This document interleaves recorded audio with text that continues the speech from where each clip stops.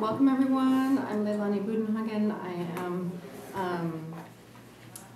going to help out with chairing this meeting, and I'm excited that we have two new commissioners to especially welcome. So we'll do a call to order. It is 1 o'clock, and we'll start with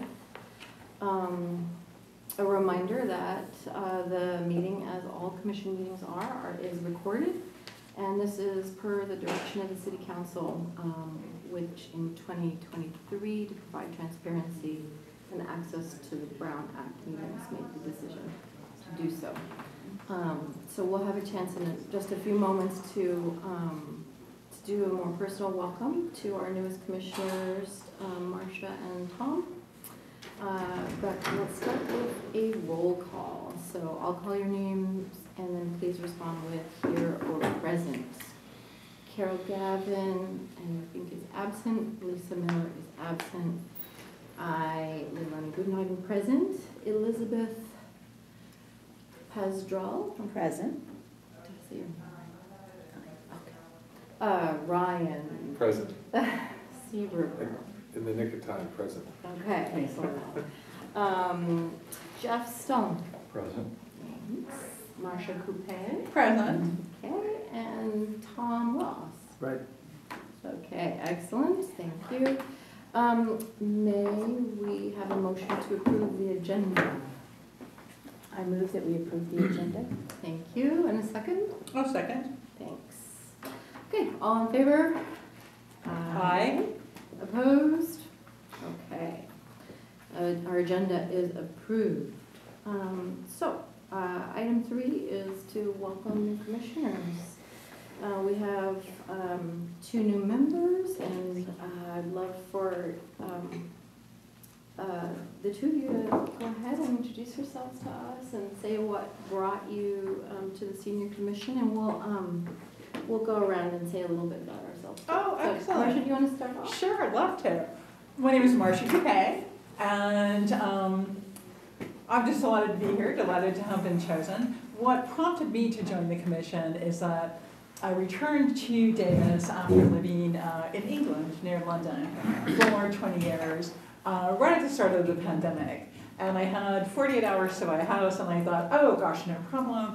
Nothing can be as expensive as London. I was in for a rude awakening. Ended up buying a place in Rancho Yolo, which is a senior mobile home community here. And in the 5 years that I've been there, they've had a 30% rent increase.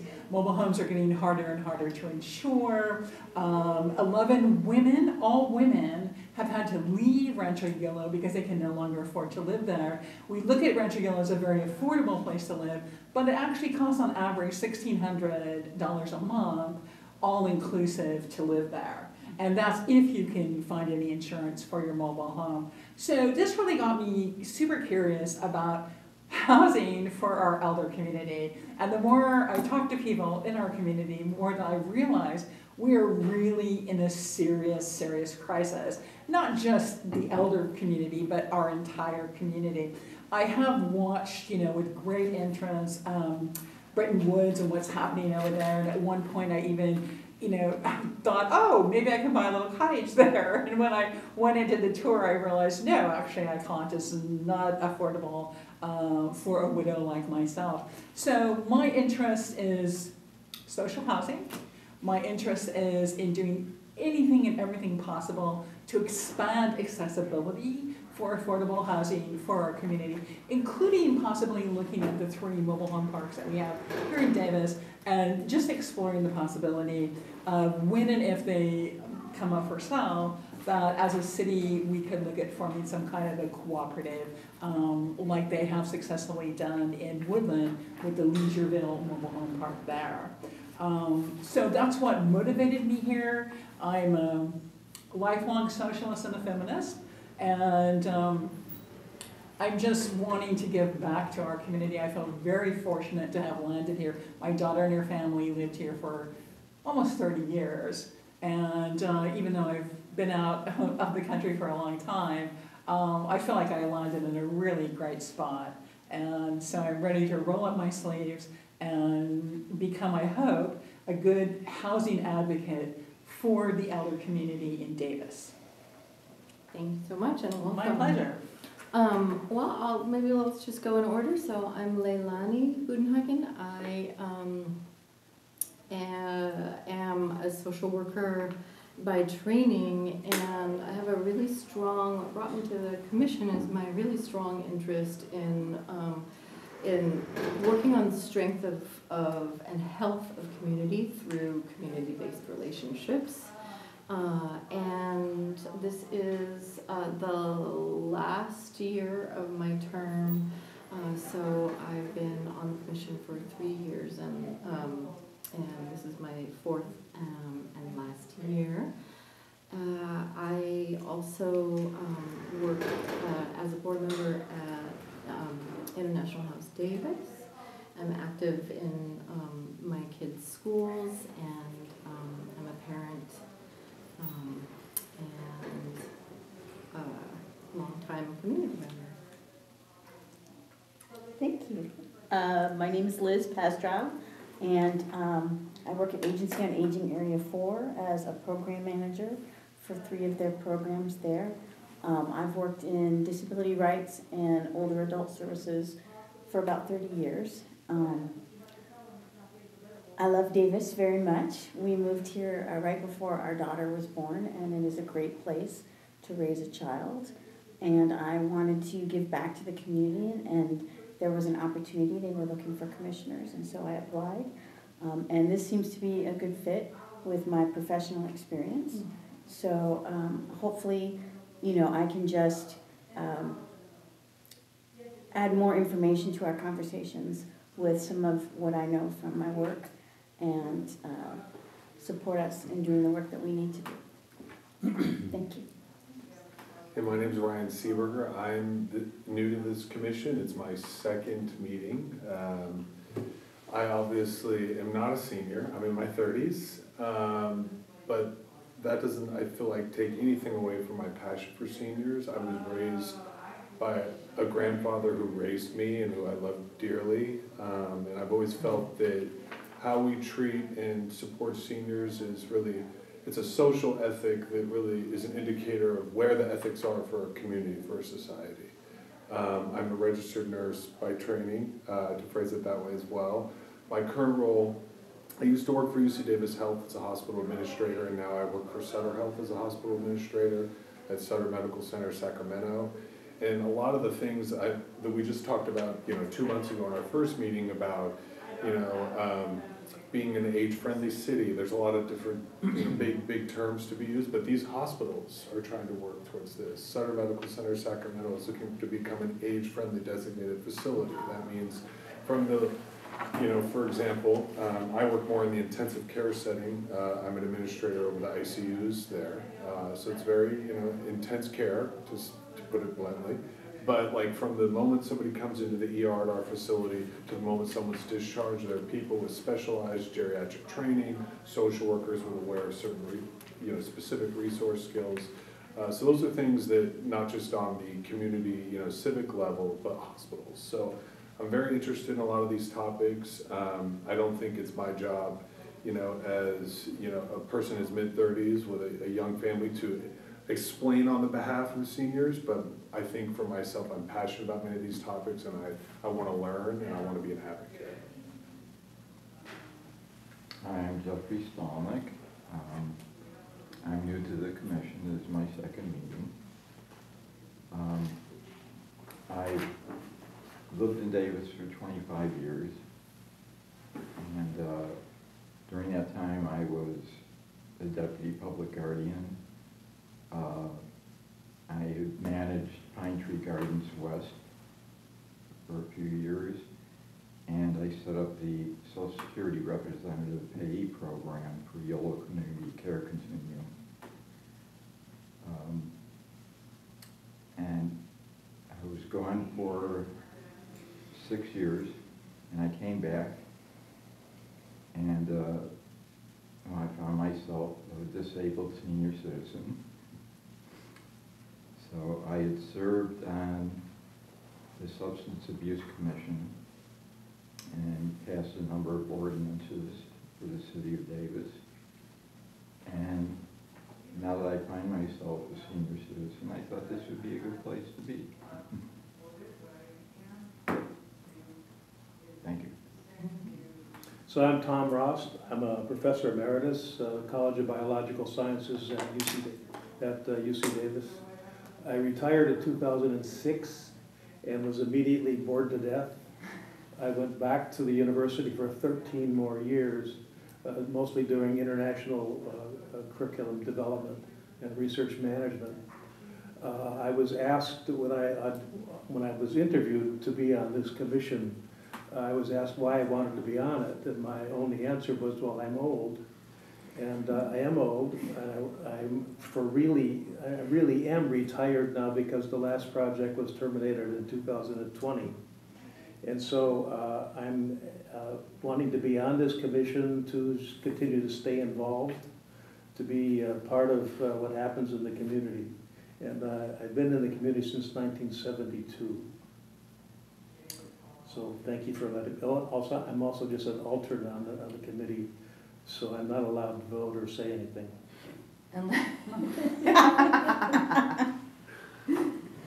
Your turn. My turn. Oh, well, I can't beat that, but I'm Maria Lucchesi, and I am the supervisor of the Senior Center and liaison to this commission. And I've been here 15 years, and my background is also social work, and I just love working with older adults.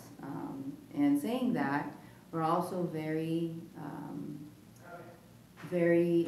much wanting to incorporate youth and intergenerational programming at the Senior Center. So there is no age criteria to be here. We welcome all ages, all abilities, and we want programs for everyone. And that includes the schedule as well. We have programming as early as 7 a.m. all the way through 8 p.m.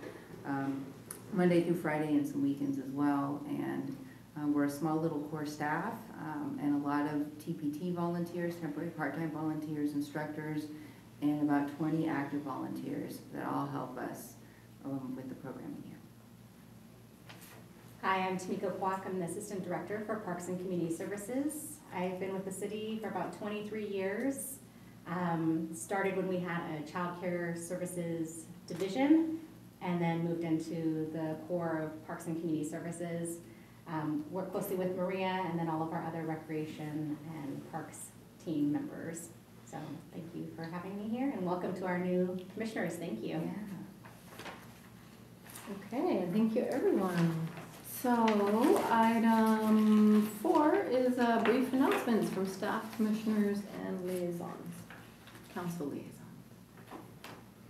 Maria, you have any announcements you want to make? I'll just share really briefly, the patio project is underway and we're hoping for completion by the end of this year, and I encourage you to go ahead and check it out afterwards. I mean, from the Valente room, we're not authorized without a hard hat and closed-toe shoes to go visit outside, but anyway, that is underway, and we've continued to have a bit of a musical chairs going on with programming to accommodate. So sometimes the line dancing is over there, sometimes it's over here, and so on and so forth with Pilates, yoga.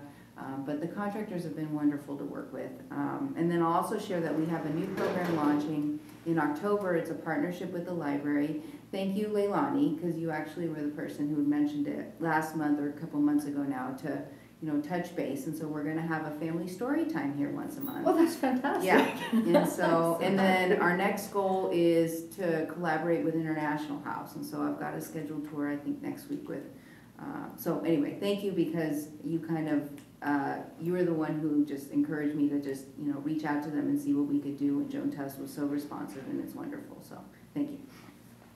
You're welcome.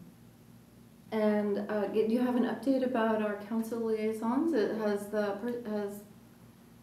So our new liaison, Bapu Vaikla, had been our primary, and he is now an alternate. And Will Arnold, who is the alternate, is now our primary. But he wasn't able to be here today, so and we're hoping he can make it to the next one. So. Okay, great. Well, if no other announcements, then we'll move on to public comment.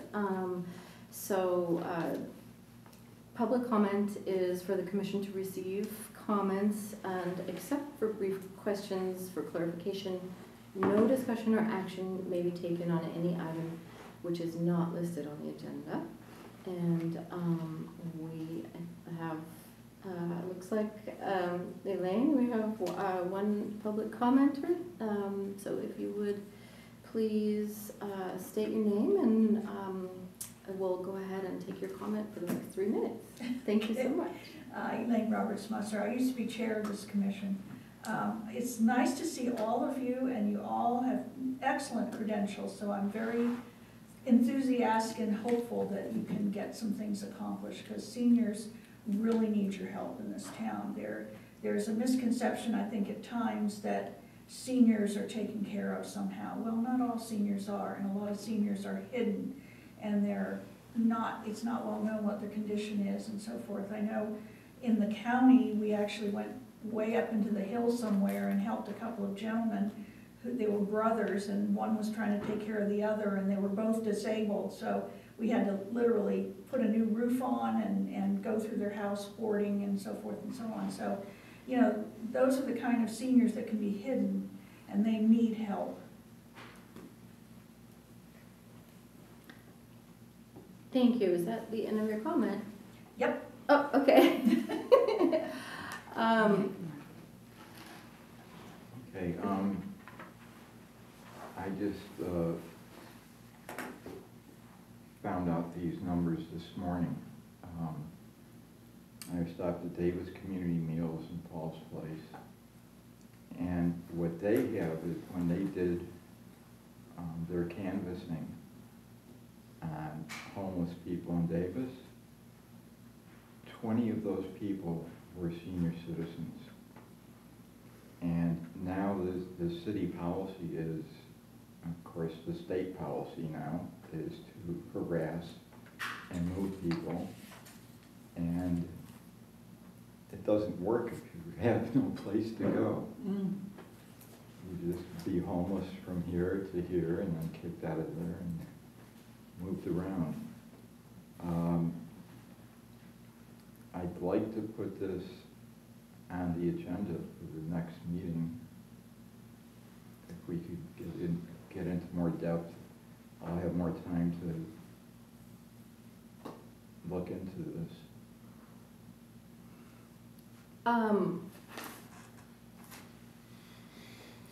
I think that it would be great to do that. Is there a formal process that you need us to do? Can I go At ahead this point, and there initiate? I think we're in the middle of public comment right now. Yeah, exactly. And so at this point, there isn't a formal process in place necessarily. Okay. I would advise that, I mean, there is the police accountability, and there is a commission specifically that delves in the housing issues and so forth. And I know it's not about the housing per se, there's just not options, but it's more about seniors feeling victimized, perhaps, if I don't want to put words in your mouth. If you'd like to, though, maybe one approach could be maybe creating some kind of like a summarizing, you know, the issue at hand, and so we can just make sure. It's not just homelessness for seniors, they're not getting medical care. Okay. Their needs aren't being met at all. So, because the reason I'm asking that is just so that we can ensure that it's in the appropriate scope of our commission's, you know, mission and purpose. And so if we have something written, then, you know, it's something that we can look at more closely and see what's fitting, what fits within our scope. Maybe. Okay, well, so I'll look into this more. Yeah. And as we write up a proposal, and as long as we can get it before 72 hours before the next meeting. Yeah. Yeah. Well, one of the I topics just that we're wanna- going to be going through Yeah. on the agenda is kind of the process of how items are put onto the commission agenda. Yeah, And so I that's see it's something changing. that we'll be able to discuss when we get down to that topic. Yeah. But it is true that the process does include, that the commission, at the moment, the proposal notwithstanding, the moment, the commission will decide if something should go on to the next meeting's agenda at the previous meeting. So it would need to be today that we would need to decide that to have it on the agenda Should we vote on it? for next meeting. I recommend that we wait until a little bit later into the meeting to talk about it again. I think it may be a little bit more clear. I'm happy to bring it up again, and then I can make a note for that piece, but There's an agenda item for upcoming meeting date, but. yeah, I think we'll go ahead and just do that, maybe around the schedule conversation. And then in between meetings, it is possible also, as long as, to have conversations with other commissioners, as long as it's not a quorum. So you could have, we could have a conversation to talk about a potential idea or to vet ideas, maybe to do a little bit of research together, that type of thing. You can do that with 3 people total in the commission, and that's another way to get work done and to develop ideas to then bring to the whole commission in between meetings. And I totally welcome that. I would be happy to have a conversation with you in between our meetings if that's something that you wanted to do, and I'm sure our other colleagues would too. Yeah. Okay. Yeah, thanks very much for bringing that topic. So continuing on to written public comment, I just want to check because I know that there was a written public comment that was submitted on September 3rd by email, and I'm not sure that all of the commissioners got it. We got it. It was a 2-page letter. Oh, I got it this morning. You got it this morning? Uh-huh. Okay. I Did got you? it this morning, so I didn't get it initially. Okay, we didn't get it Yeah, initially no, when we it were was talking sent on about that. September Yeah. 3rd. I got it I this got morning. it this morning. So I appreciate Yeah, I I knowing couldn't that, read it. because when the agenda packet was sent out, it was sent out from the city manager's office to sec@cityofdavis.org. And when you send it to that, then it gets dispersed to all of the emails that we have on hand. Did everyone receive the agenda packet Yes. by Yes. email? Because it was the same exact email that was sent for the correspondence. So there wasn't any variation in the email. So anything gets sent to scc@cityofdavis.org, it gets funneled to you. So I don't know if there was some kind of other filter, but if you all received the agenda packet, which was from that same email, sent the same exact way, you should have received the other information. Yeah, because any member of the public can email to that and it'll reach you all Do automatically. you have an explanation of I why don't. we didn't I'm- receive it? I'll forward, no, because I'll I ask, did. I'll Yeah, ask the Rick well, and Park yeah, Commission we'll if ask- they got Yeah. it, because, Yeah, I got it yeah. on September Yeah. 3rd. okay, Yeah. you did? You Yeah, did? I Okay, did. okay, yeah. Yeah, I don't know, but we'll just make sure that there isn't any glitch in the system, so. Okay, yeah. thank you for resending and Yes, for checking on that. Have you heard feedback from other commissions about whether they also missed it? no, I haven't, no. When you said that to me, I thought, okay, let me just make sure that everybody got it. My first concern was, oh, maybe we have something on file where it was a typo, and then I thought, oh, that means that person maybe didn't get the agenda packet either, so, Okay, yeah, okay. yeah. So, how do we want to make sure that that enters the record? I'll follow up on that, but yes, I can Now- note it in the minutes. No, I mean the written comment. Should I read it out? No, it's just received out by all the commissioners, and so then it's documented that it's been received. And so, Okay, great, and, okay, great, yeah. Another email that I received since we last met was a person requesting services. And that was sent to us and to you. And I, at the time, thought, oh, should I follow up with Maria and see how this gets answered? But I did not. Yeah, So. and that's absolutely, thank you very much for clarifying that, because when people send things to the commission, you don't want any kind of daisy chain or situation, and so I'll follow up with an individual But did you receive on, it? on receipt. I'm trying to think which email it was, because I do receive Yes. multiple emails. If from it them. goes to the, Yeah. the senior commission Yeah. email, it goes to Maria as well. Yeah, absolutely. And then usually what happens is Maria or a staff person will follow up directly with the resident. I know I can speak on behalf of Yeah. Record Park, because I'm the liaison for that commission. And so usually what I'll do is I'll respond back with the commission to see like what my response is. But it is preferable that commissioners don't respond on their own Right. and don't respond all, definitely, because Right. then that creates an issue. Brown Act issue, Mhm. yeah. Yeah. Yeah. No, I knew. Yeah. I knew You not know to that. respond, Yeah, but I didn't know what I just was curious about what happened when someone did that, when someone reached out to us Yeah. and said, you know, I need home care, I need Yes. whatever. What happens to that? What, we follow up with agencies, relevant resources and assistance or referral, yeah. That would be IHSS and home. Depending on their income level. Depending on the circumstance, yeah, exactly. Yeah. Thank you. Okay, so then moving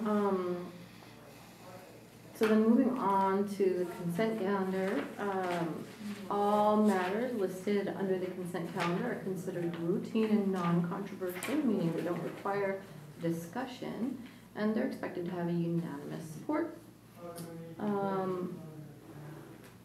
We'll go ahead and, commissioners may request items be removed from the consent calendar for separate discussion and action. I'm assuming in the case that it needs discussion, it can be moved to a different spot. So, moving right into, I'll go ahead and see if there is a motion to approve the minutes from July 11th. I motion to approve the minutes. Great, thank you. A second? I second. Okay, thanks, Jeffrey. All in favor? Aye. Aye. Opposed? It's unanimous, and now we move on to our regular items, starting with considering modifying the commission meeting schedule. The recommendation is,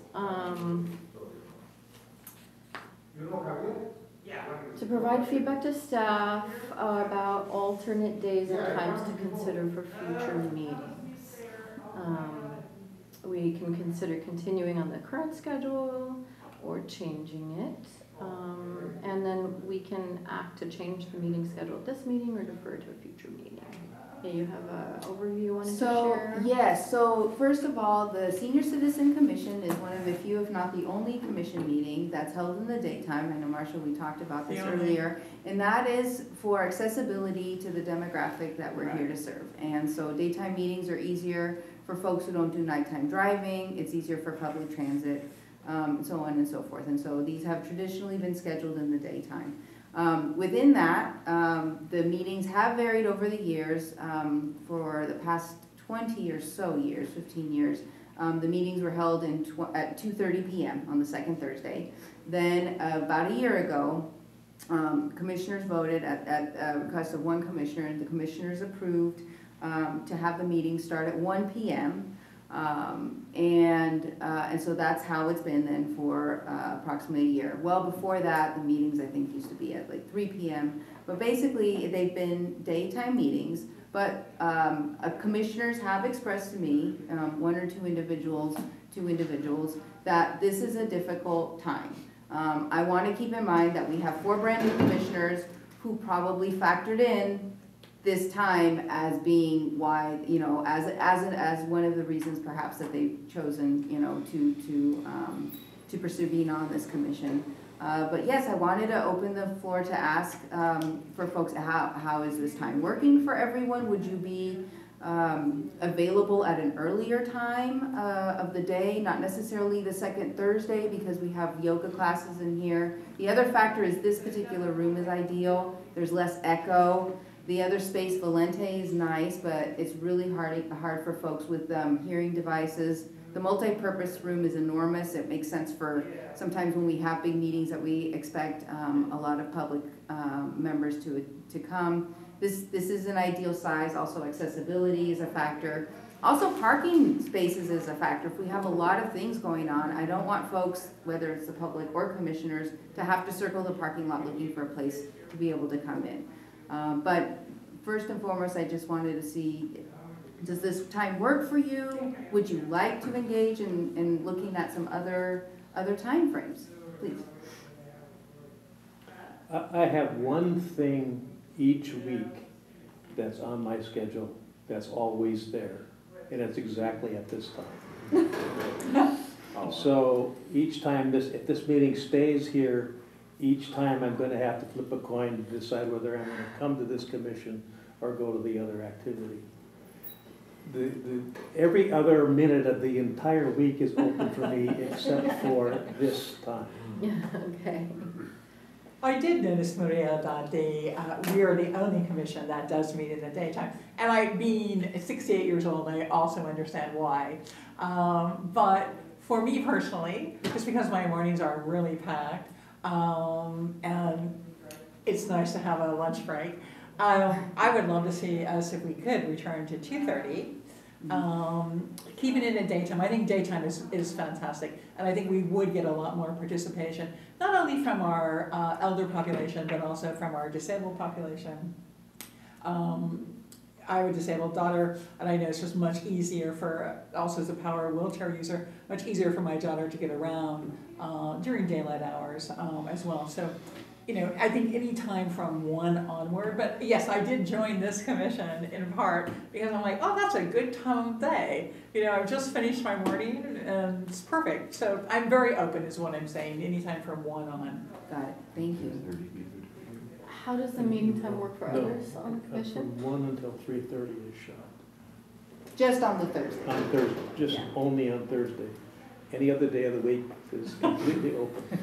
It works fine for me, but the later in the afternoon is more ideal personally, but it's nothing insurmountable, but I'm just concerned, I'm just curious, were there barriers to people, you know, giving public comment and different things like you're saying historically? Mhm. Yeah, I'm That's- curious that's, about that. You know, Yeah, is there a barrier to, especially those disabilities arriving later in the afternoon or at this time? Arriving at this time, is that what you were saying? That it might be harder for people with disabilities to come at this time, but easier later in the Oh, afternoon? no. Okay. I think 1 is good, I think 2 is good, I think 2:30 is good. It gets, you know, in the winter, it's often dark by Yeah. 5, so I always think like perhaps to be finished by 5. Yeah, I think we did consider like the availability of like paratransit, for example, and later in the afternoon gets trickier. Yeah. Any other considerations people have personally is fine to mention your own personal considerations about the timing? Okay. The timing works great for me. I have, later in the afternoon gets harder because I have kids arriving home in the afternoon, and you know, on certain days I can make arrangements. But I probably once a month I could make arrangements. If we needed to start later. Tom, were you suggesting that on this date, I'm suggesting that The second Thursday at this time time. cannot work for me And that- ever. up to any time? From about 1 o'clock until 3:30. So we'd have to start after. Is not possible because the activity is in Sacramento. I see. Okay, well, we could change it to a different day. Mm-hmm. Okay, so then it's not less about time and more about day for Tom, and I have a question about our our city council liaison. I know that it had been my observation that when Dan Carson was our liaison, he attended every single meeting. Yeah. And then since Vice Mayor Beitla became our liaison, I think he's maybe attended less than half of our meetings, maybe 2 or 3. And I'm wondering if any consideration of the availability of our city council liaison I'll follow up on should be that. included in this time and date Yeah. conversation. Absolutely. Because I do think that their presence is extremely important and valuable for exactly the item on our agenda that we have later, which is staying really connected and collaborative with our shared work. Absolutely. Okay. So then in that case, I think what would make, and am I missing anything about this, thinking about this? Yeah, well, changing the day. Yeah, You okay. can come.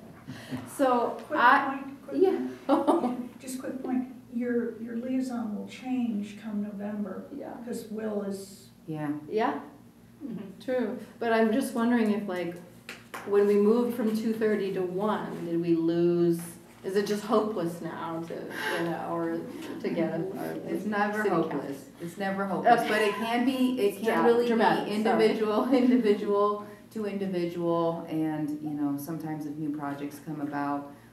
But it's also something that I'll just, convey just how important it is that this commission as a body, was willing to be as flexible as possible, given the constraints of what we have available, space, time, and day-wise in the building, to encourage our liaisons' attendance.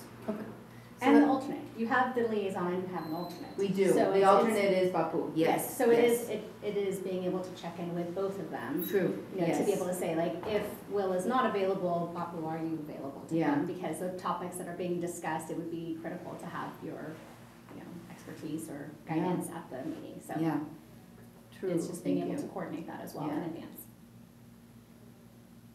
On a standing basis, though. I mean, ideally, I do. yes, ideally.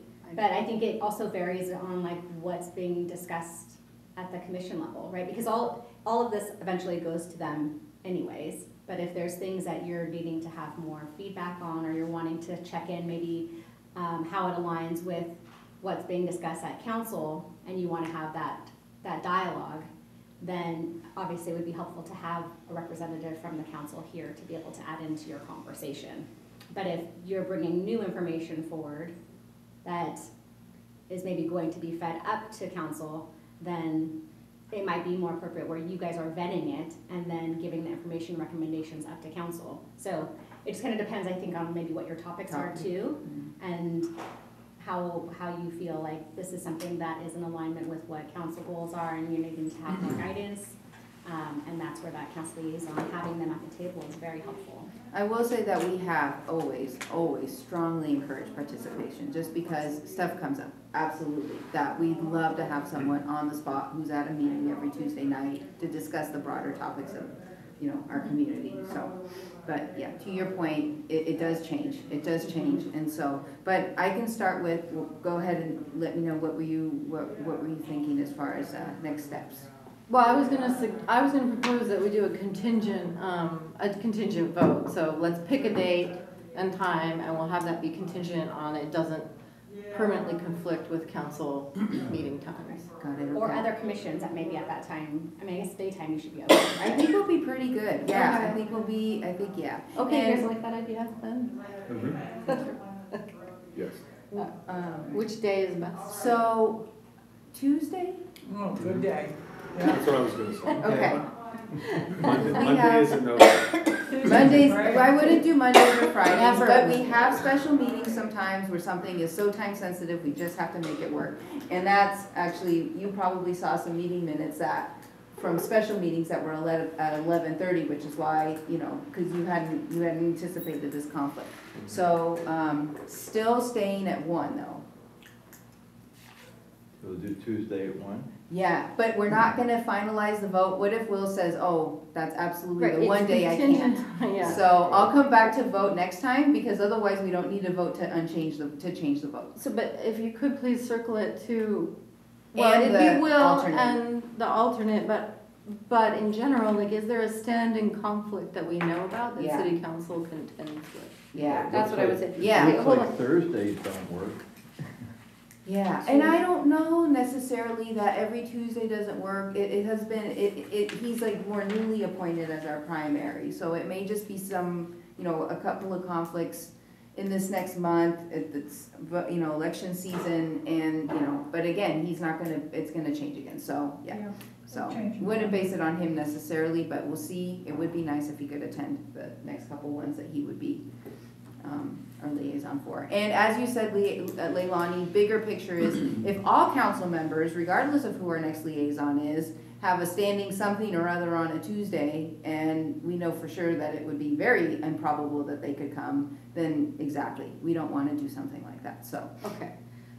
Wait, I'm just, Lisa, respond. I was hoping Lisa could tell us Oh. what Oh, I've asked her. I Oh, asked what Lisa did she Miller. say? She was one of the commissioners who couldn't be here today. Neither could Ms. Carol Gavin. Lisa's schedule changes quarterly. So she is a professor at the UC Davis campus, and I asked her, is there a time frame that like generally always works? And she said no. so I was like, other than, of course, an evening time frame, but then there's a whole other set of issues again Yes. with accessibility for the public. So, so she said, please don't just base it on me. So, Oh, okay. anyway, But so, she can't come basically all fall, so. yeah. All right. All right, so then in that case, I will make a motion that, do I have to make a motion? I don't know. I'm gonna follow Let's up. just- You don't have to. Let's just say second Tuesdays, 1 PM, Yeah. unless we hear otherwise. The second Tuesday of the month, right? Yeah, Yes. second Tuesdays still work for you guys, right? Uh-huh. Okay. Motion- Is there, wait, is that a city council meeting day? Yes, it is. Oh, maybe that's not a good idea then. Okay. Yeah. Second Tuesday is a city council Yeah, at 5:30 PM. No. Yes. so then in that case. But city council's every week. We are only once a They month. would not be able to attend though. Oh, for sure? Oh, okay, because they're working on that packet for sure. Yeah. Okay, okay. Then never mind. So every Tuesday? No, city council meets every Tuesday? That's what she said. No, That's typically, right. most Tuesdays. Most Tuesdays? Except on break, they don't meet, usually they recess in August, and I think around November, maybe Mhm. around December. But most Tuesday evenings they meet. And then there's also special meetings, they meet Mhm. more than that, but, Huh. Okay. and it's usually around 5:30, but yeah. See, I And thought then by do you the have a time we got to recommendation of council meeting, pacing we for had- like a commission meeting in relationship to city council meeting? Well, Seems to me. it's always, first of all, Dan Carson was unusual in coming every time. He was faithful. But the other council members, I can tell you, they are not gonna come most of the time. What you have to do is if you have a specific issue on the agenda that you want them to come, you need to personally ask them. Okay, like Tamiko said. So, and I think, I may be wrong about this, but I don't think the city council meets every week. It meets twice a month. Oh, okay. I think it's twice a month. Yeah. So I would be inclined to stick to your Tuesday at 1, because that's what works for you. And then, you Yeah. know, go from there. Okay, I think that we should try to offset it with their meetings. So it's third Tuesday? Hold on, let me see if I can pull it up. You guys don't know when it is. Yeah, that's what I don't know. I don't know whether they meet the second Okay, and wait. fourth or the first and the third. Regularly updated tentative meeting schedule, long range I want to say calendar. second and fourth, but I'm not absolutely sure of that.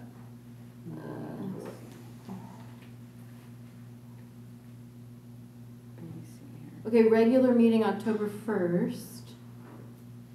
And then on call, the 8th is on call That's what I'm saying. The 15th is the regular meeting. Okay, so 1st and 15th, those are First and First third. first First and and third. third. Okay, so second Tuesday. Should be good, Is it unless okay? they have a special I think meeting. we did As it. needed meeting. Okay. Second. Yeah, What did they say, on hold for? on hold, Yeah. because they're special Just in ones case. sometimes, yeah, Just, Their on-call meeting. on-call meetings. okay. But the Thanks, second everyone. one, yeah, thank you. So is our next meeting gonna be the second Tuesday?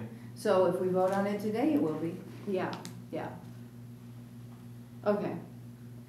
So yeah, so second, I make a motion that we move the meeting to the second Tuesday of the month at 1 PM. I second it. Thank you.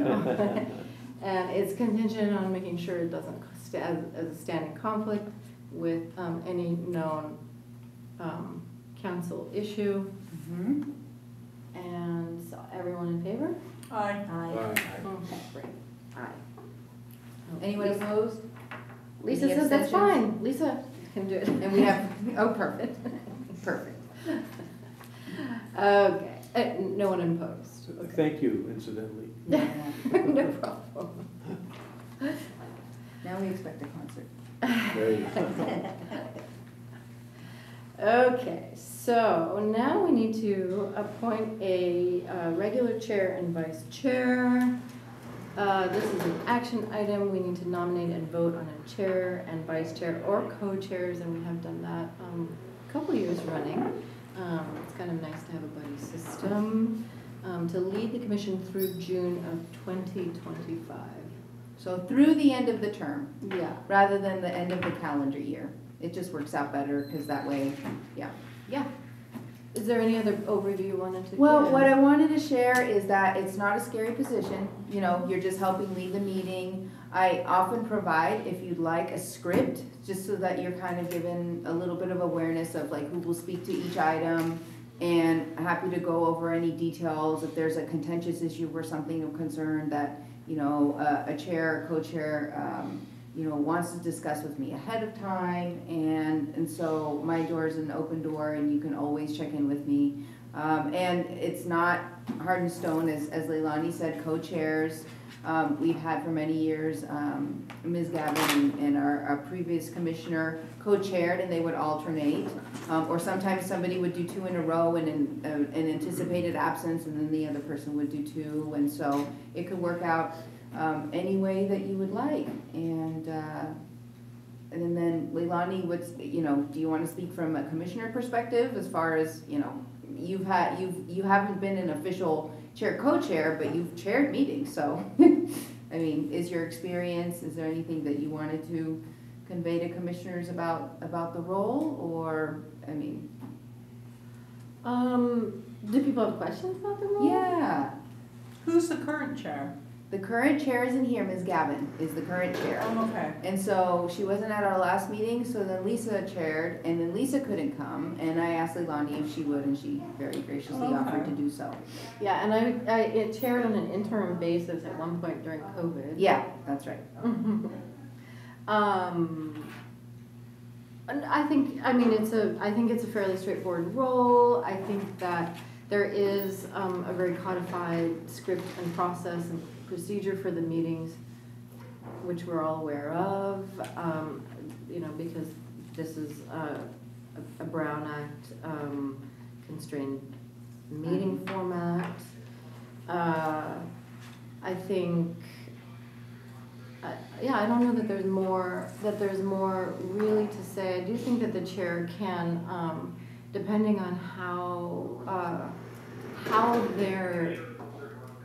they're facilitating the meeting, they can elicit more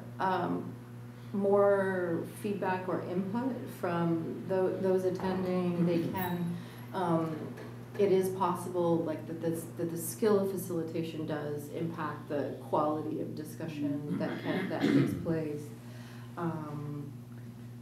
And you know, and how comprehensively the public is having an opportunity to really be considered. So those things, I think, are things that you know, depending on the chair, can be increased or decreased. And you also don't have to make a decision today if you don't want to, because we have at least another meeting before the new year. If you wanna, you know, especially for those of you who are very first timers, if you wanted to experience one more, you know, but, again, it's very straightforward. I'm willing to chair Okay. the meeting. And do we wanna make a motion? Anybody else have? Do we wanna do you wanna consider it, thank you for that. Oh, my pleasure. Thank you. Do we want, so in this case, it's regular chair, vice chair, or two co-chairs? We can do either or, way, right? yes. Okay, is there, someone who would like to be vice chair or co-chair? Would you like to have a co-chair? I would so that prefer you- to be the chair. Okay. So then, anybody feeling moved to be a vice chair? Well, I was a vice chair on my last commission that I served on, so sure. Okay. Okay, well, I'll take those as self-nominations.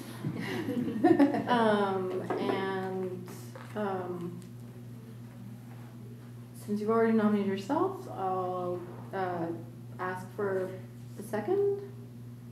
On Marcia Coupé being chair and Jeffrey Stolnick being vice chair until the end of the term.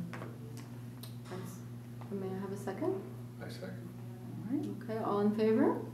Aye. Aye. Excellent. Any opposed?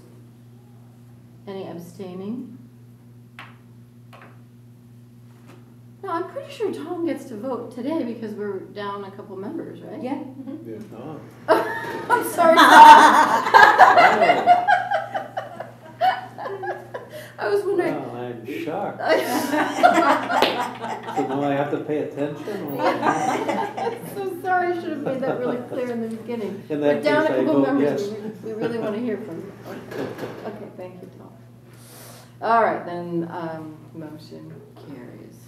All right, now we are on to item C.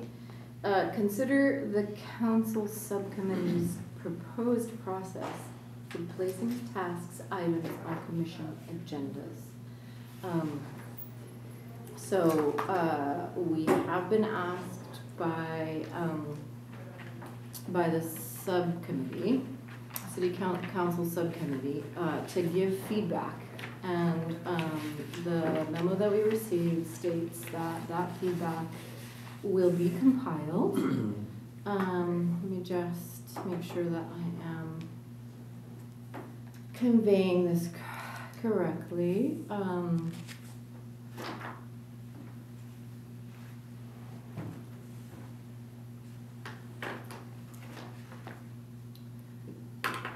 Yeah, so the council subcommittee on commissions is asking for feedback. The feedback will be gathered by the clerk's office and compiled and shared with the subcommittee. Then, according to the proposal in the memo, the council subcommittee will then consider the information received before bringing recommendations to the full council. And then I'm assuming the timeline on that is, well, I can come back with questions, but just to lay out the item before us on our agenda. Tamiko, if you could provide an additional overview. Sure, so you summarized it perfectly in that the memo talks about how it's an opportunity for you to review the flow chart, basically, that tries to lay out the process for all of the commissions. So right now, kind of how things have been going through the different commissions has maybe varied a little bit, and so what they're trying to do is get all of the commissions aligned to have the same process. So the timeline, from what I was told, is this is discussed in the month of September with all of the commissions. We're gathering all of the feedback as staff to take back to the clerk's office. Sometime in October, the clerk's office will be meeting with the subcommittee council reps, and then maybe sometime in November, it would be going to council to be able to discuss of what all of the feedback is from the commissions and how it's been summarized. So that's how the tentative schedule looks, as far as gathering the information today and when it will go forward. Specifically about, do y'all have the flow chart with you, or have a chance to take a look at it? Yeah. Okay. You know, there's kind of basically 3 tracks for how information can be placed onto an agenda.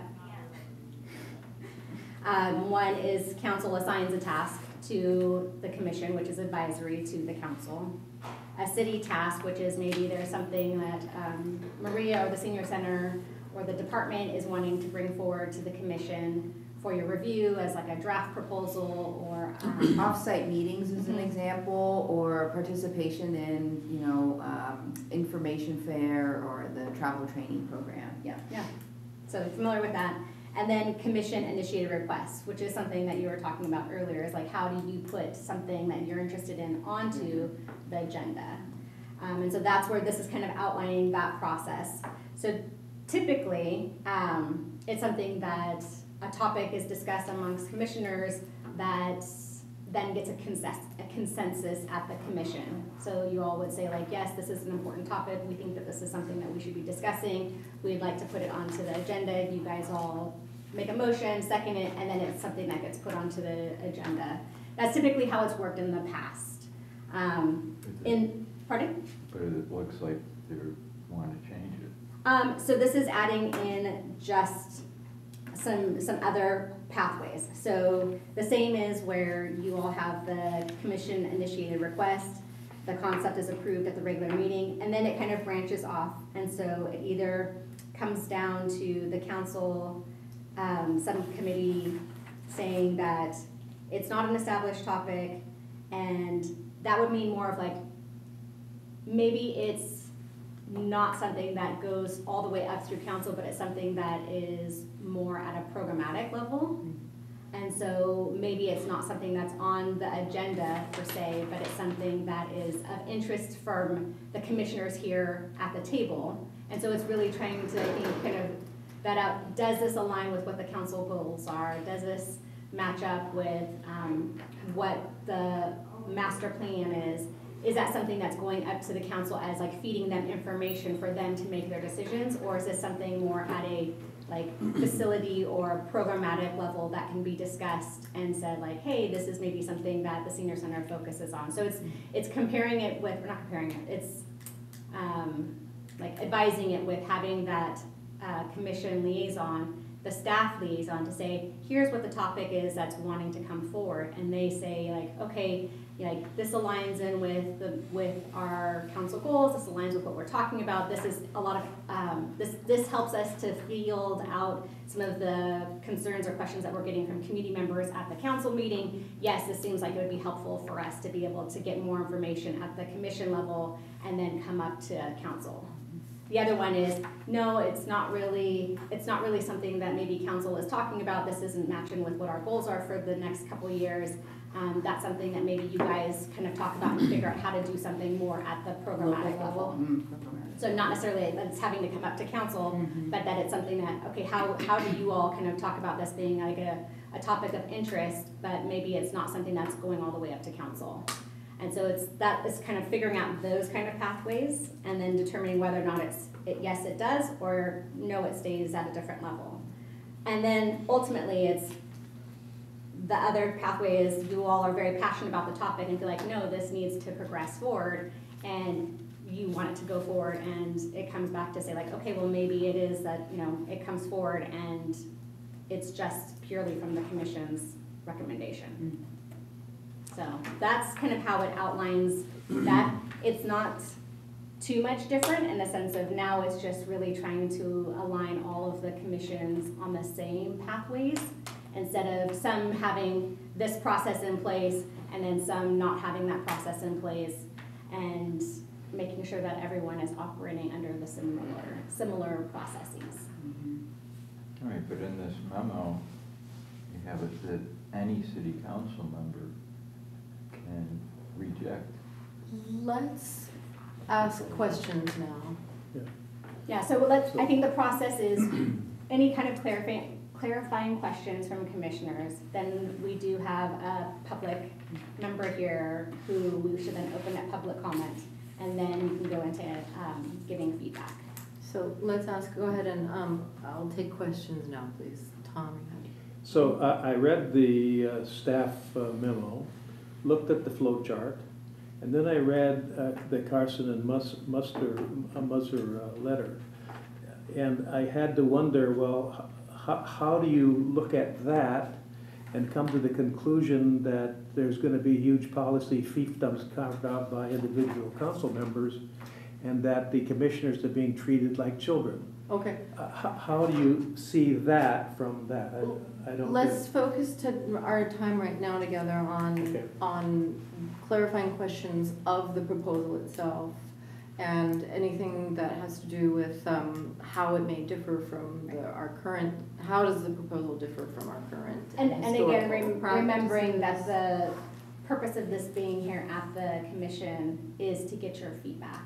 Mhm. If you feel like something on here needs clarification, or if you feel like something on here doesn't make sense, or doesn't align with what you felt like your role as a commissioner was, then you providing that feedback to us, we can take that back to the clerk's office. This is not to say that this is good or bad, it's to say what in here needs to be tweaked so that way you feel like you understand how the process works. Does everybody understand the proposal? Okay. Yes, but I'm just curious, this is just a general question, because I'm joining this commission at the time this proposed change is happening. How is this practically different than what was already occurring? Like, I know we're still at, that's just a general question. That's a great question. Because of, the historical of this commission, how when somebody wanted and there was consensus, we need to discuss that at the next commission meeting, what that looked like then versus now. Then I think I could give feedback of, oh, that's a big change, or Yeah. that's just, this is just a formal. The biggest change, the biggest change as I understand it historically is that when the commissions had an initiative that they wanted to bring forward, including our commission, that we could go ahead and agendize that. This is for our own agendas. So this is the proposal is specifying how do the commission's agendas get formed, and so we were able to.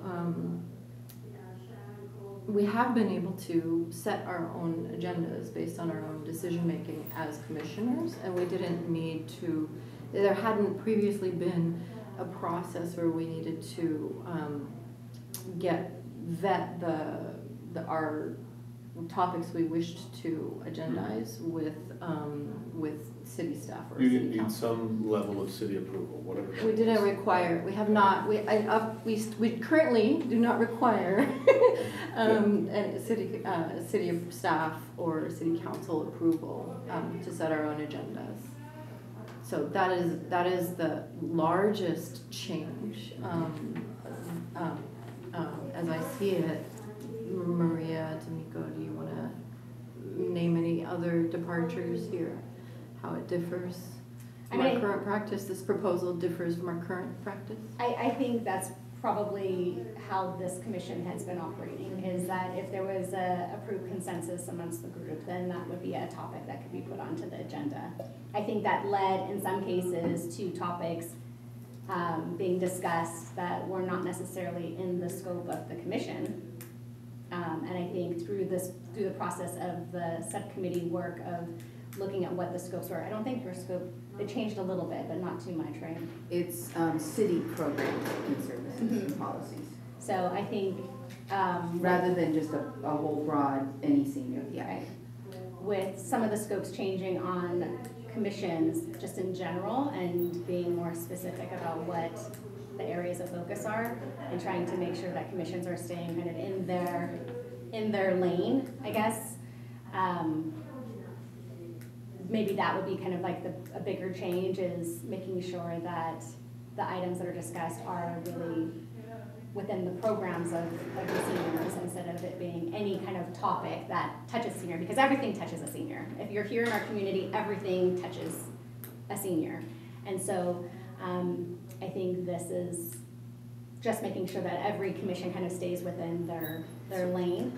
So if that's the case, then Tamiko, can I just ask to clarify, then it's a matter of discretion what's within our scope as a senior citizen commission? If What do you mean? everything touches seniors? Well, I mean, that's my personal belief is like, right, is that you're in the community, every community member, I mean, every topic impacts or influences all of our community.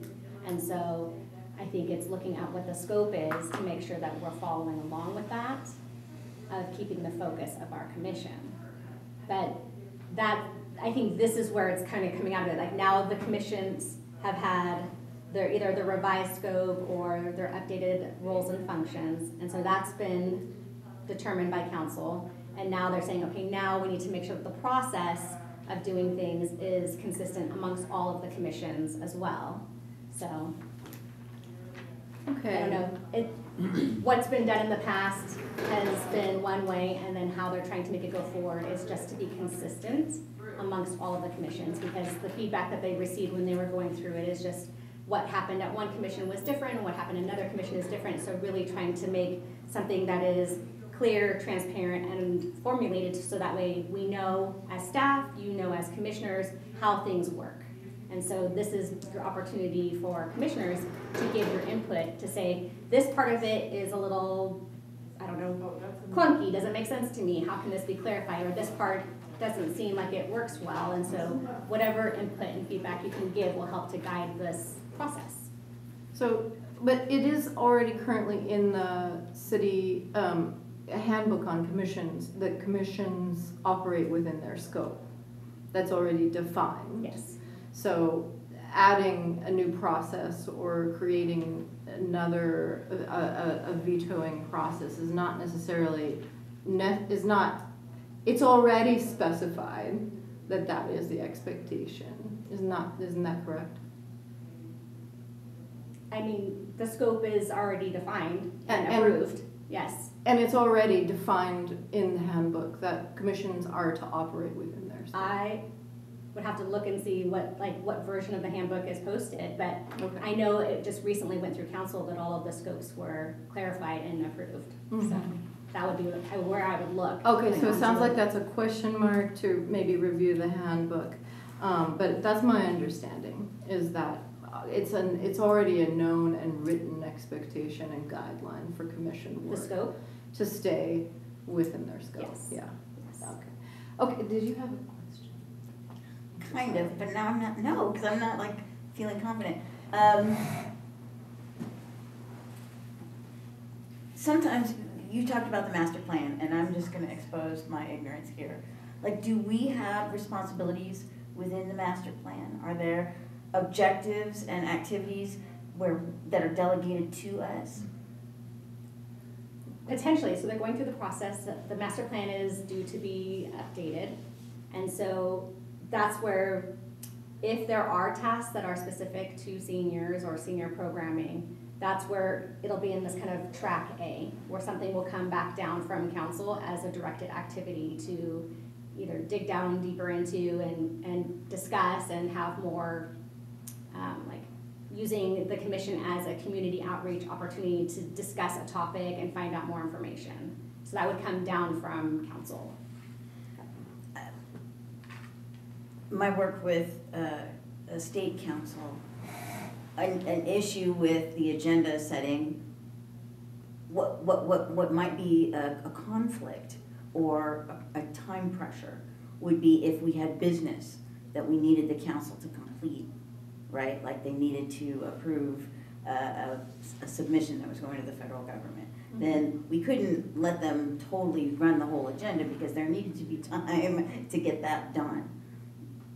So I'm just wondering if there are those kinds of pressures that would prevent us from exploring the topics that are within our scope. It sounds like at this point there aren't, but there could be maybe in the future. How would you want me to phrase that as feedback for consideration? Well, it sounds like a question to me. it sounds like a question. Are there certain tasks that we're given that might be so demanding? Yeah. That it would compete with other topics that might be commission initiated? Is that right? That is, and how fast is this process envisioned to be? Because if there's an emergent issue, like something critical comes up, something acute, how fast is it gonna, for us to tell the council we wanna talk about it and we need to do something about it? How long is it gonna take them to get back to us and say, oh yeah, sure? Because if it's a critical issue, like a mobile home park gets Right, leveled in a fire or something, Right, you know, yeah. are we gonna have to wait 3 to 6 months to talk about it? That's not gonna be very functional. So time constraint, okay. Yeah, this looks, I'm just gonna be very direct. This looks extremely cumbersome to me. That whole section B, I mean, let me just give a quick example. So I have a hunch that Rancho Yellow, where I live, is going to be sold. And it's going to be sold to venture capitalists. And that can happen very quickly. So we have 550 seniors there. And so what I would want to do is bring this before the city and see if we cannot form a cooperative and purchase the mobile home park ourselves. So going through ABC, this just looks to me like a 6-month process. And maybe I'm reading way more into it than I should. But this whole section B, if I had my choice, I would take it off the Okay. table. I think that's great feedback when we get to that spot, and it's not, is there a specific question, like, is there a timeline? It doesn't appear that there is a timeline specified, so we should assume that there is no current understanding or about that. I think it's based on. I think it's topic. just Yeah. asking the question of Is there a time? what is the Yeah, timeline what is the in turnaround this time? area? Yeah. So, okay, does that So, I mean, what will be super helpful on this chart is to see like, this process takes 30 days and this process takes. I'm gonna grab that and put it into our feedback drafts, but let's just finish our questions here. Okay. If that's okay. Did you Sure. have another one? No, clarify. that's fine. And just so Okay. you know, like, the A, B, and C, these are all 3 ways that information can come down and be put on the agenda. It's not A only or B only, it's if council has an item that's to be discussed at commission level, then they would be saying, hey, senior commission, please add this to your agenda. We need you guys to discuss this. If Maria has a topic, then she would be adding it. So these all things can be happening simultaneous. It's not Right. one or the other, or, not only one track. All of these tracks could be happening, and that's how the items are getting put onto the agenda. And if I might add to your question about the demand, the timeline demand, that already happens. The A and B, as far as my understanding of what it's describing here, already occurs and has been occurring. For example, when the city was working on its housing element, it went around and the council asked for feedback from all of the commissions, and we were invited to, I think if I remember, if this is correct, we were invited to send a liaison to sit on a housing element kind of task force or attend those meetings, so that each commission was really represented and apprised. And that same thing happened during the climate action and adaptation plan that the city was working on. So it's sort of an all-city task. It touches, and it's setting all city level kind of policies on a specific area. And all the commissions were invited to identify a liaison to participate in that process, and then to continue to keep it on the agendas, meeting after meeting until that process is complete, if that makes any sense. Yeah. But I didn't experience it as eclipsing the topics were not so, these tasks were not so large that they could have eclipsed, commission initiated topics. We were able to take care of it all in the timeline of our meetings. And I would say like A and B, there wouldn't be much change in how things are already happening and how things have happened. I think the C is the one that is just kind of outlining now, it's not just commission has a discussion or has a consensus of wanting to discuss something, now it just has another step in the process. Other clarifying questions that commissioners have? Well, what's Did this? you have? Well, this thing in the memo is that any council member or the liaison can veto any proposals that we might come up with. That's how I'm interpreting it as well. It could be not approved. If it's in I mean, this that column, it could be makes not no approved. sense. Not approved to be agendized. Not approved to be agendized, which Yeah. means that we don't talk about it Right. as a commission. Which then, if you follow the flow chart, right, then it goes to do not recommend approval.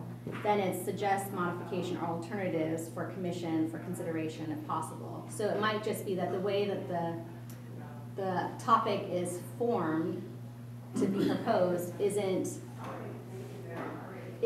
said like, you need to fine tune it and make it so it's more, I don't know, I'll just use an example, like more within like the scope of the commission, because maybe the topic is falling more into housing's realm and not the seniors. So it might just be that the topic has to be refined to be able to be discussed here, because then as it's being proposed forward, it might look more like it fits into the housing commission topics instead, or Rec and Park or something, you know, so it's not saying that it's just like, it's off the table, you can't discuss it. It's saying it's not, do not recommend for approval, but then the next box is suggest modifications for alternatives. Yes. So yeah, when I looked at the flow chart, it looked like that meant that anytime it was not recommended, we would be given the opportunity to reframe it so that it fit our scope. But I guess that should be clarified. Is that true? Or are there going to be situations where it's just no? We can add that as a question to Great. take back to them, Thank because you. right now I would say I see it as two branches of the flow chart, and so there's either one that says recommend or there's one that says do not recommend, and then the next step is Tinker. to take it back and tinker the topic. So Right, that's how it looked to me when I saw it too. That Yeah. the do not recommend was not a dead end. right. But I would want clarification. Okay.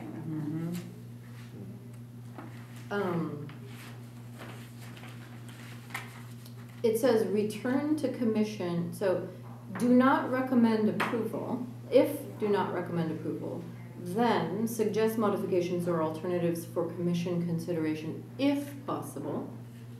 And then return to commission or withdraw proposal. So does that mean the commission withdraws the proposal? Or does that mean council has withdrawn the proposal? Clarify. Okay. My question is, I'll let you get your notes about that. So I just want to make sure I understand the commission-initiated requests. So after the concept is approved at a regular meeting, the proposal says that it will be sent either this council subcommittee not established on the topic. So, or it will go to the council subcommittee established on the topic already. So my understanding is that this is about who does it go to. So it either goes to, if there is a council subcommittee already established on the topic, it will go to them. But if there is not a county subcommittee established on the topic, then it will be reviewed by staff and council liaisons to the commission. Is that correct? Okay.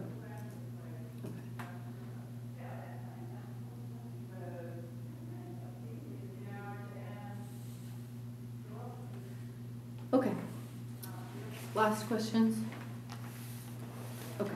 In that case, I think that we're ready for public comment, please. Oh, I've been itching to get. And, yeah. As you know, my name is Elaine Roberts-Musser. I'm a private attorney. As Dan Carson and I have pointed out, there is a move afoot by the City Council Subcommittee on Commissions of Mayor Chapman and Councilmember Vitla to micromanage and indefinitely block any commission-related proposal for any reason. Commissions would be subject to review and veto by 1 or 2 city council members. This brings up all sorts of scenarios ripe for misconduct, as described in the letter Dan and I sent you. It straitjackets commissions into being no more than rubber stamps, even though the commission handbook clearly states commissions should act independently of the city council. That's really crucial. Further, it foments secret meetings behind closed doors, which is a clear violation of the Brown Act. A single city council member becomes a minder or shot caller of what a commission can and cannot do. As a council member who may not be answerable only to special interest groups who donated to their campaign coffers and got them elected. This is not looking out for the best interests of the public, nor is it good governance. This is corruption at its worst. There was a robust discussion about this new plan at the recently formed Fiscal Commission, in which 4 critical points were made. 1, commissioners are experts in their field and may have different perspectives that the city council needs to hear whether they want to or not. 2, if commissions want to take up innovative ideas, they ought to be able to. 3, commissions are supposed to be looking out for the public interest, not necessarily the interests of the city council. And 4, it is not clear what problem this plan is trying to solve. Since then, there has been an attempt to tweak this plan to get around the Brown Act problem. The following sentence was added to the staff report, and I quote, "The commission would then decide whether to modify the proposal or whether to send the proposal to the full council for consideration. This is a Band-Aid approach which does nothing to squelch secret meetings and behind closed doors decision making." When asked their opinion about this new commission proposal, the Police Accountability Commission passed a motion to continue their practice of letting their chair and vice chair set the agenda. The Transportation Commission passed a motion for the council liaison to be completely removed from the decision-making process. This proposed plan should be scrapped as soon as possible. It is illegal and unworkable and thoroughly disliked by the commissions asked to weigh in on it thus far. I would also comment that you are supposed to stick to your commission. Whatever you propose is supposed to be within your commission mission statement. Thank you. Thank you. Bravo. Okay, my understanding is that we can ask clarifying questions of our public commenters, so I'll go ahead and open for any clarifying questions to Elaine.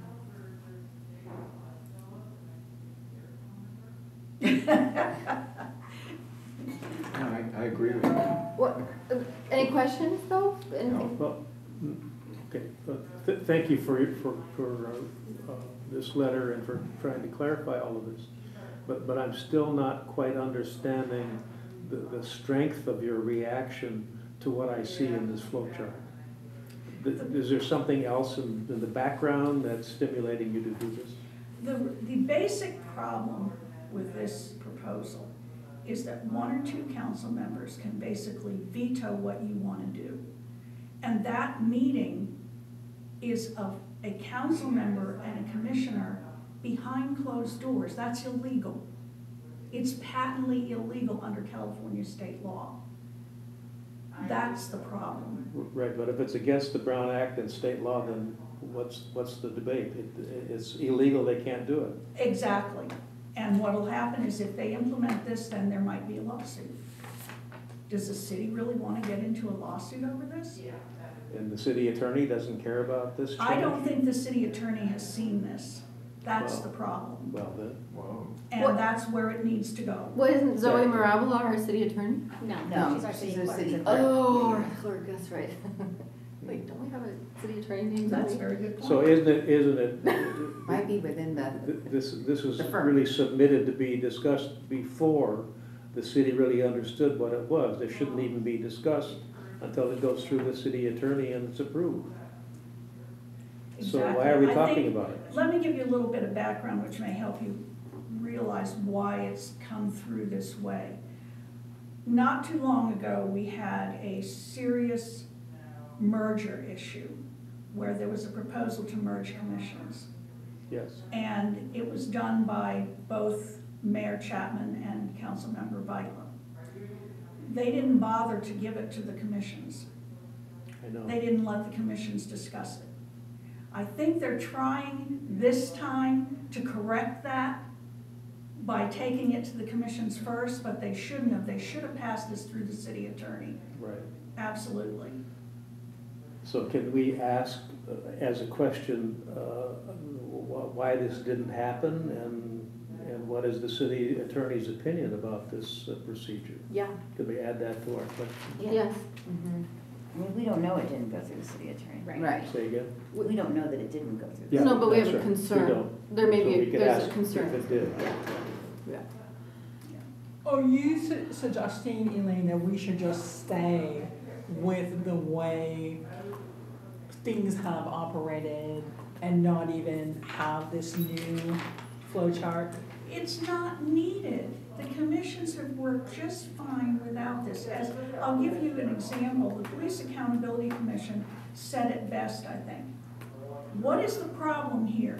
We have always worked within our scope. If we have an idea, we put it on the agenda, and what we do is we get the chair and the vice chair to work with the city staff liaison assigned to the commission, and we put things on the agenda.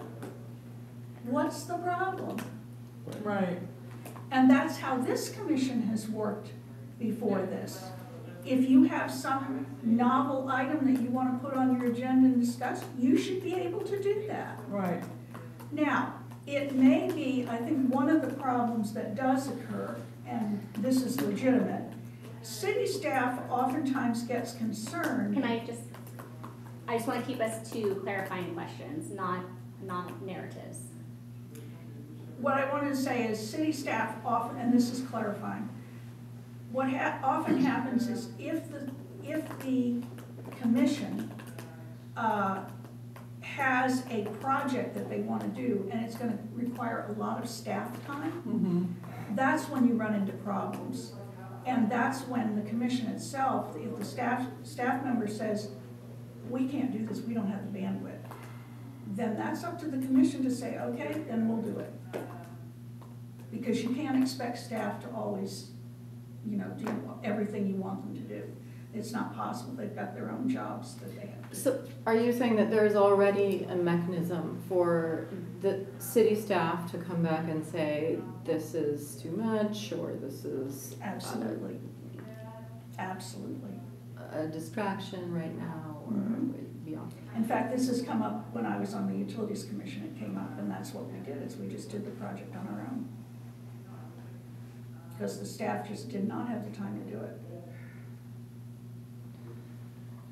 And they probably won't. I mean, everybody is short-staffed these days. Do we have a original flow chart of how it worked? I mean, it would be really helpful to say on the left is how we're. That So was, that was, So that is the problem the that There was purpose such a thing. that was is exactly. to be able to formalize Yeah. the way that it happens. Like I said earlier, the way that it was happening differently with different commissions. And Okay. so through the feedback, Yeah. when the different staff liaisons meet together to discuss things, it was obvious that there was different ways of things happening. And just hearing from different commissioners, like who moved maybe from one commission to another, the way that things were happening might have been different. And so it's just trying to have something that's standardized for all of the commissions to be able to follow. And having now all of the commissioners have an opportunity to look at it, to give any feedback, to ask your clarifying questions of where you need more information or, feedback. This is that opportunity. So you came on at the right time to be able Great. to Great, my give question that. would be, can we eliminate section B? Just not have it there at all. It just looks, again, really super cumbersome. So what that would look like then is none of the topics from Maria's programming would come to you. Oh, This is city staff. This is city staff section right here. Is This B. would be like, hey guys, let's schedule those offsite meetings Oh, yeah, so we section can go, B. Yeah. you know, It seems that most that, of. that's kind of, I didn't mean to interrupt. oh no, please, go ahead. It seems the concern from the public comment, it's about section C. That is Yeah. the general Yeah, it's concern that section, I'm hearing. which is the change. Section C is the change. It's this, Oh, this B's part not down the here. change, No, no, okay. B is how it's been done all along. Okay. Sorry, Maria. That's okay. So, and, Elaine, what did you say that the police accountability, the two commissions who have already given their review, you said that there was a decision that had been made by the two Each other, one can you passed review it. that? Each one passed a motion. Uh-huh, can you just review, Yes. repeat I that can part say- again, I please? can read it to you again, exactly what they said.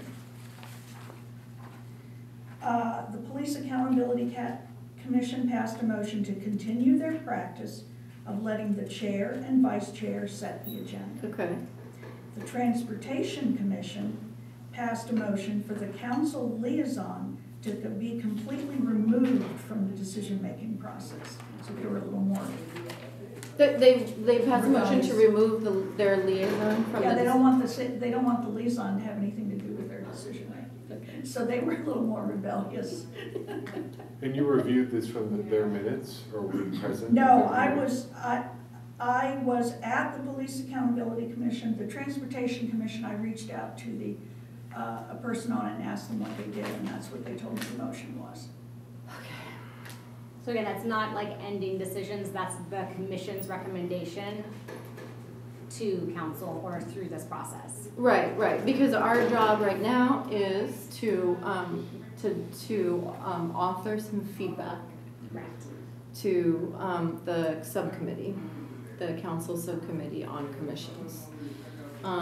So, it sounds like we're, no more clarifying questions for Elaine. Then in that case, I think I'd like us to begin to start our own discussion.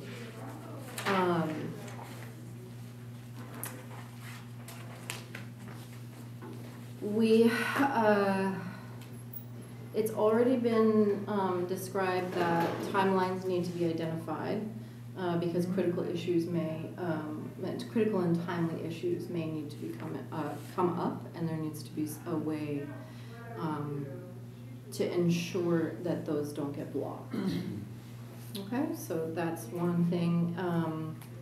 It's already been described that there is a concern that's been raised that the proposal may not be legal because of potential Brown Act violations, and we need to ensure the city attorney has the opportunity to review and check for legality. I think those two things, I'm sensing consensus Yes. among us on those guys. Okay.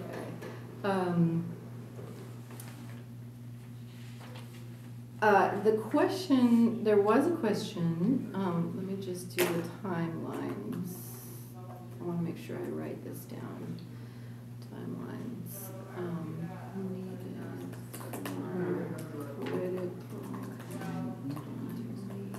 Another comment was in the section C or path C, the path do not recommend approval. And coming down to the commissions for modifications, does it return to the commission or is it withdrawn? Who determines the or is how I have it worded. Yes, who determines the or? The or in the event of not it not being approved.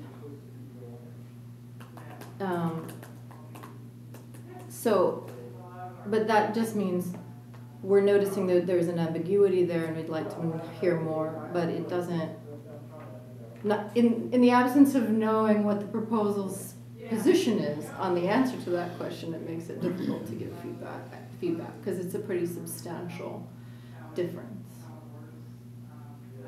Those two different possibilities. So I think that one way that we might shape our feedback is to say that it's hard for us to give feedback on that part because it's very critical. It's a very critical piece. It's not just an ambiguity. Well, it can also hobble the work of the commission. Say more. Could I ask for the door to be closed? I'm sorry, the noise is Yeah, that would be distracting. helpful. I can hardly hear people talking. Jeffrey, could you repeat your statement? I didn't hear it. It looks like it hobbles, or can hobble the work of the commission. That the commission may agree on something within their scope, but it can be vetoed by a council member. I believe that's the proposal. Yeah. So I don't like what it. kind of feedback would you propose? What's the nature of your concern? Is there something you'd like to say to the city council about that concern? Well, the commission should have their own ability to write their own proposals. Do you think there should be limits within that, or is? Help me. Okay. No, I think that, so we discussed how it's, currently, the practices that we can, as long as it's within the scope of our mission, the charter Yeah. of our commission, that if it is within that charter and within the scope, Yeah. then, And you shouldn't be allowed, you can't allow even one council member to interfere with that. so I want to see if this hits it. One way of wording that as a piece of feedback could be that, given that it's already a standard procedure that commissions operate within their charters and within their scope, having been recently defined, that it's not needed to constrain the choices of the commissions further. Absolutely. Can we put this in the format of an example? Okay? What's an example of how this might work or not work? So the commission is saying, we want to discuss this item, and we want to put it onto the agenda. So then the city council sees that before the discussion within the commission, and they say, no, we don't want them to talk about that, so they reject it. So now the commission is not allowed to talk about that until it's recast so that the council approves it. Is that the way this works, or is it some other way that I'm not understanding? Let's try it out with Jeffrey's proposal that he made earlier in the Yeah, meeting, okay, which that's we'll a come good back to. example. So, Jeffrey, you were saying that you thought that there was a concern about the number of seniors with urgent basic needs who are unhoused. And that's a topic you would like our commission to talk about. So then in this case, if we were using the proposal, if we're just trying out the proposal, Right. then we would approve that's a concept that we need to submit for approval. Right. So You're then we You're proposing it for the next agenda. we're proposing it for the next Right. agenda, Right, to be and it agendized. needs to go to either the council subcommittee established already on the topic, which You took There their isn't- housing? There is housing, Dana Bailey, Director of Housing, so there may be some task force that exists there may be, that, we don't know. yeah, I've got I don't a, think there is. We don't think there is. Okay. We don't think there is one. But we would, yeah. So it doesn't go to that, so it would be reviewed by staff who would be it would go Tamiko? up the chain.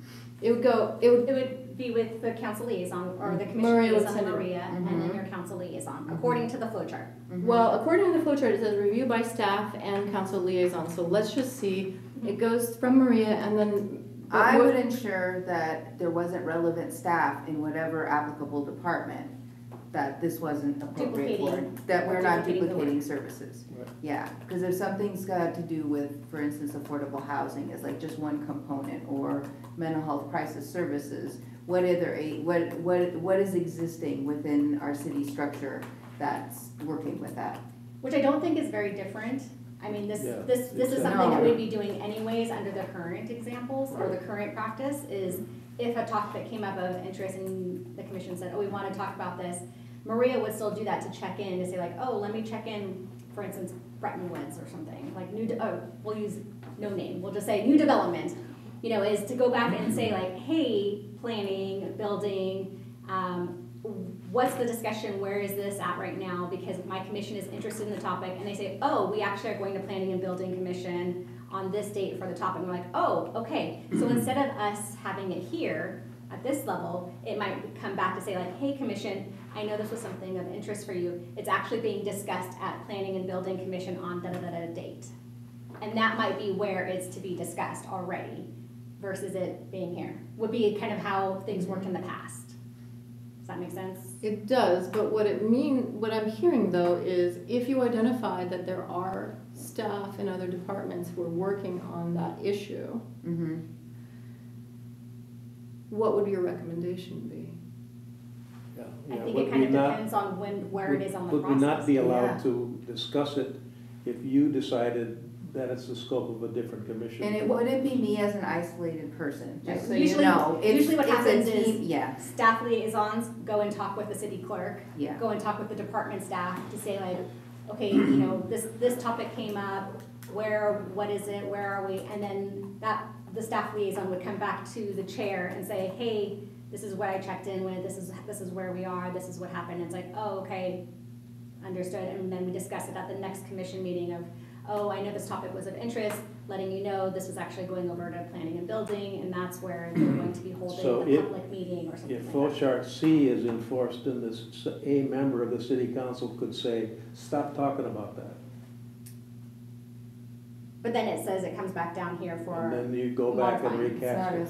I think Yeah. we You could can go operate, around and around. concern- Around and around, yeah. the well, I think concern that's is a that good we're question to ask, operating is within that. can it just keep going around, right? Because then that goes back to the timeline Yeah, of exactly. it like, when do you get to like So- actually have the discussion about it? It's creating a very cumbersome, as you said, yeah. process.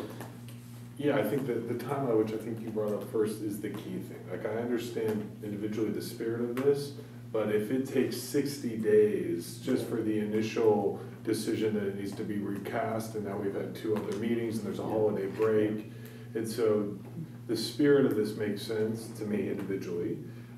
We've heard concerns, public comment, that's my individual perspective, but I think the speed of this, because I think the city's gonna be inundated. I mean, how many commissions are there? 12, 11 or 12? And there's a lot of things going on in the city. I think I'd be inundated. Obviously, we have our council liaison, I understand. I think the concern about impedance just operationally of the monthly business of this commission is concerning to me. I was just thinking about the issue with older adults being unhoused and how, what we're finding at Agency on Aging is that about 48% of the people who are unhoused are over 55. And the majority of them, this is their first time being unhoused. So this is an emergent and really hot topic right now. And so I can imagine that if there's already a subcommittee working on the issues of unhoused people, that they would still need some guidance Yes. from the Senior Citizens Commission or from someone with that kind of expertise. Because this is a new dynamic in homelessness, you know, or newly aware, our society is newly aware of this issue. It's a different And so- version of homelessness, right? Yeah. Than what's being discussed. There could be a scenario where through, like Jeffrey identifies this topic, we decide as a commission we want to discuss it, and it gets kicked back to us by saying, well, you know what, we already have a city department that's working on housing and homelessness. through Dana Bailey. And we already have a commission in social services, it's working on affordable housing. So that's outside of your scope. We're looking at seniors though. Right, but I'm saying this is the nature of the type of conflict or communication strain that could occur with this proposal. Although, I mean, the solution would be for one or more of us to join the homelessness and housing. Well, in the past, there have been liaison work where there have been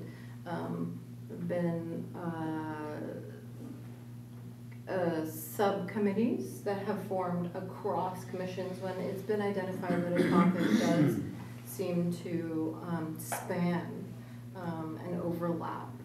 And there have been liaisons that have sat at each other's commissions. And I think historically, Senior Citizen Commission and Social Services Commission were a natural kind of arrangement for that. And I think I think the city directed us to remove those relationships and forbade us from being able to continue them, if I'm not mistaken. I attended the last Social Services Commission.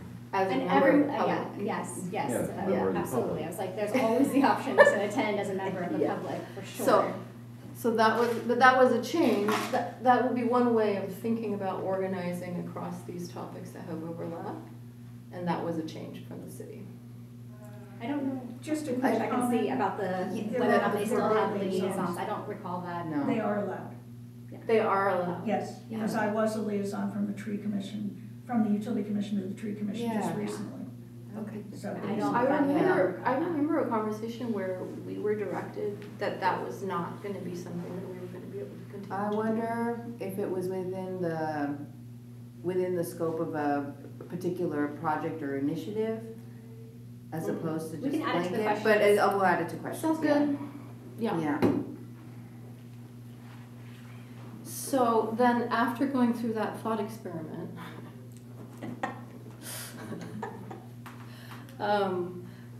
what kinds of other questions, new questions, concerns that we want to articulate that from our expertise in this subject matter that we want to send to this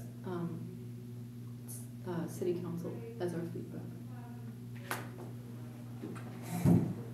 Well, we would like that not one person has the power to veto our recommendations. Even if that person is a elected official? Sure. Why should it just be one person? Okay. Is it your feedback, for instance, in C, so concept is approved at this meeting, right? Your topic is approved amongst this consensus here. And option is, it can just go right onto the next agenda. Do you feel like as a commission, your recommendation is to say it doesn't need to be reviewed by anybody? And it can, this is the panel in which it should be reviewed, and then because you all agree, it should just be put on the agenda? Yes, Right, yes, exactly. Well said. Mm-hmm. Yes, based on the commission's interpretation of its own scope. correct. So the city may disagree with that. So then what would that flow chart look like then in your recommendation? It would be concept approved at regular meeting, concept discussed at next meeting. I think that you could have a recommended flow chart, right? Like idea generated, check to see, what the city's goals and guidelines are, current goals are, in this plan year or this plan 4-year period. Who would you say does that? What would be the commission itself, be the chair, right? Like it's asking us to do this vetting Right. process and elaborating what the process entails. And it's already been described in different places, I know. We're supposed to stay within the city's goals and priorities. We need to stay within our own charters and so on. So it's kind of like a chart. I can conceive of a way that could be developed and then provided as a recommended approval process for agenda setting to all of the chairs. So would you say maybe in this like middle box where there's the council subcommittee and then reviewed by staff and council commission, that there's a box that has, what you said, that between the chair and the staff person to review the topic? Or is she Like- talking about it in concept, like after the concept is approved? Yeah, is it after the concept is approved that the chair, I would think that it would be part of the concept approval process. so it's almost pre? Because we're determining that it is indeed aligning with the function and purpose That's at right. the concept form. At the commission meeting, At the commission meeting. Right. right? So Yeah. Right. I mean, And then you would ask Sears, it Yeah. could be in one of the boxes. Yes. Check with city staff to Yes. see what city resources are currently being applied to Right. this Yeah. this issue. Yeah. And then we should have a threshold for level of concern. I mean, this gets tricky, right? Needs of the one, needs of the few, right? Needs of the many, needs of the few. But I think that there's some threshold. Like, is it a pervasive issue that's affecting the public? Is it a one-off incident, right? Things like that. There should be Right. some threshold understanding for bringing it to the public. It shouldn't resources. matter what other commissions or task force or whatever are discussing an issue, if we think it's important to discuss it within this commission. What's the difference? Whether there's two groups looking at it or one group It or would be nine better groups. to have two. The example would be the climate action plan. I was on the Natural Resources Commission when that was being discussed and approved. All of the commissions weighed in on that particular issue because there might be indirect connections to all of the issues brought up.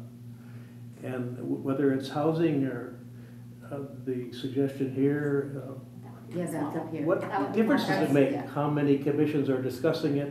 It's good input for the city to make decisions.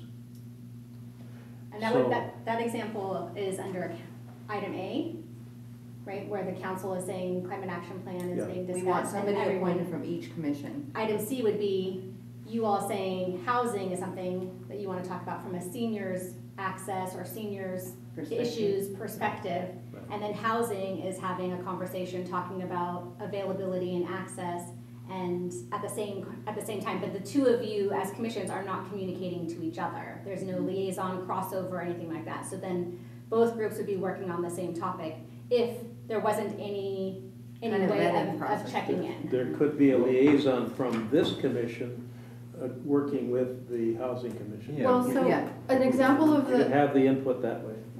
it's, I think that my suggestion about having some way, having it be recommended, that there's some way of considering, is someone or some agency who very well qualified and well resourced already handling this issue? Right. And if so, then we don't want to try to recreate that again. So it came up, I think, it has come in the past, like, oh, there are some significant concerns about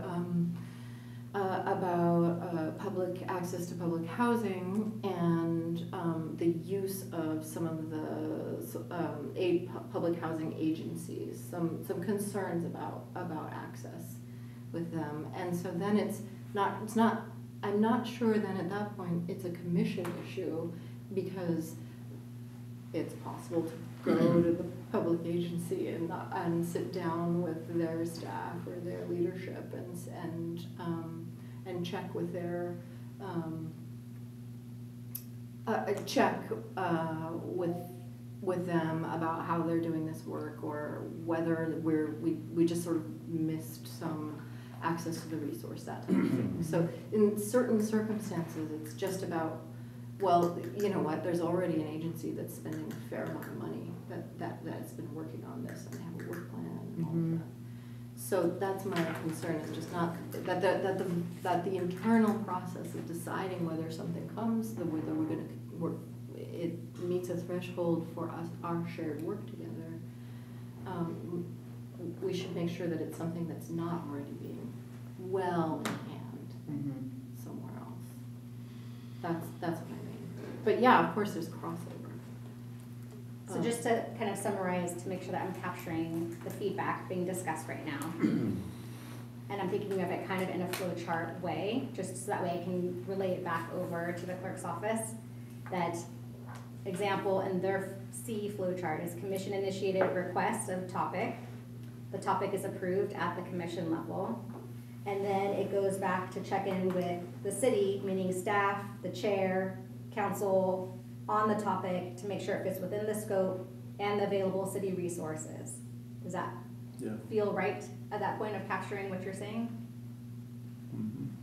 And then it would either be, yes, recommended for it to go onto the agenda, or no, it's not recommended, and maybe at that point it's because it's being discussed somewhere else, so assigning a liaison to that from this commission to another commission, or going back and modifying the topic so that way it fits better within the No, scope. but that shouldn't stop us from discussing. Exactly. No, yeah. There's a difference between not being recommended and being not allowed. Prohibited. Okay, And gotcha. so, which, Correct. I don't see that the not allowed should be part of anything. Yeah. Commission should be able to talk about whatever they want to talk about. Yeah.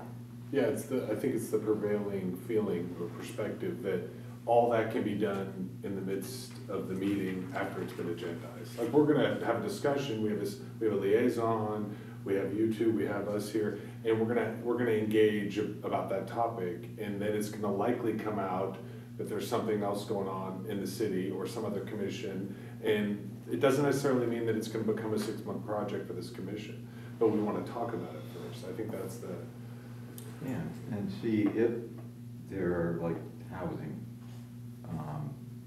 so the housing, would they be working on for everybody? But we're the Senior Citizens Commission. So we're talking about housing for senior citizens, service for them.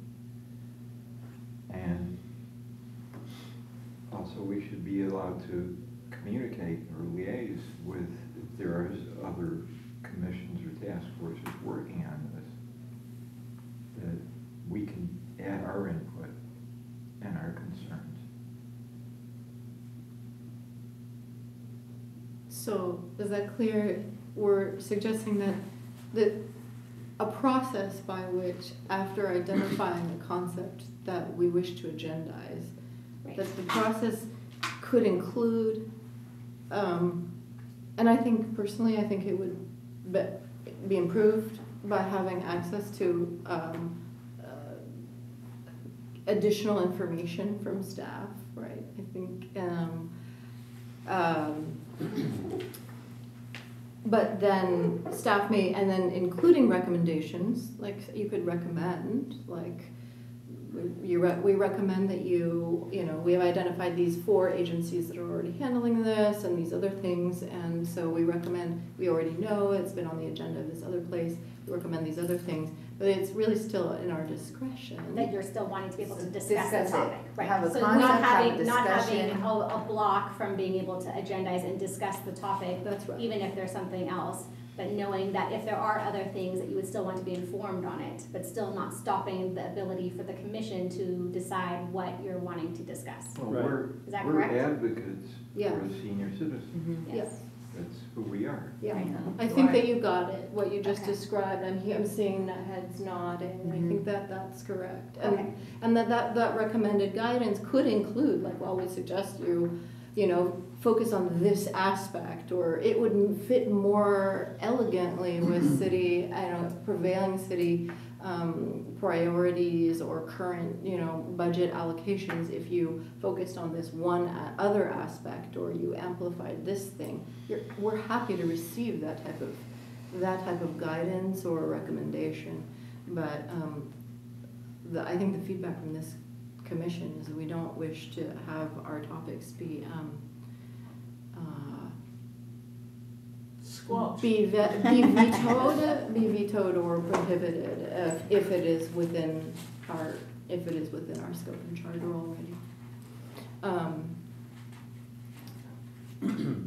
Yeah. Do we feel feel strongly enough about that we should pass a motion? I think we should, yeah. I think- There's no need to make a motion. This is just gathering feedback and information. So we have the recording, we have our notes. Yeah. So you don't have to make any kind of motion. It's not an action item in the sense of making a motion, right? It's not an action item. It's It's providing just feedback. providing feedback, so. We were requested to provide feedback, and, but we certainly could make a motion. You can, but it's not required. All of it's going back. Great. Am I hearing that you would like to make a motion? I was just putting it out there, I'm fine. I'm confident that our feedback is gonna be there, and, Absolutely. but then I also heard what Ms. Musser said, and that there were other commissions that felt strongly enough that they felt like they needed to make a motion. So I was putting it out there, we could, but I'm also actually feeling good about this conversation. Others? I think we've had plenty of input. If you make a motion, the motion may be just a single part of what we've been discussing, and I'm content with letting it go the way it is. That's fine, yeah, Agree. okay. It's fine with me, but also just as a precedent, there have been times in the past where we have, on the spot, authored a multi-point statement and then voted on it. So it is possible to have created an aggregate of our ideas into a motion, but I'm hearing that is not needed, and I really appreciate staff for taking time to so diligently help gather our feedback and provide this excellent listening opportunity.